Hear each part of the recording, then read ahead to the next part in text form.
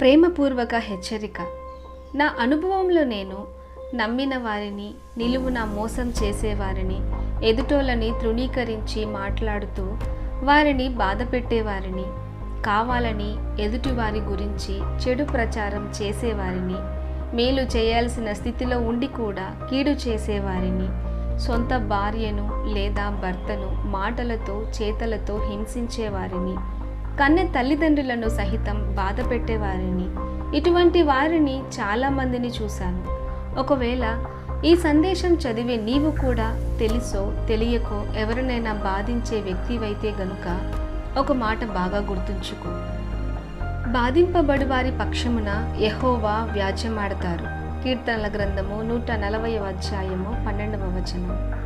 నువ్వు ఎవరినైతే బాధ పెడుతున్నావో వారి పక్షాన యెహోవా నిలుచున్నాడు. అంటే నువ్వు పెట్టుకుంటున్నది మనిషితో కాదు, దేవునితో. దేవునితో పోరాటం చాలా చాలా ప్రమాదం.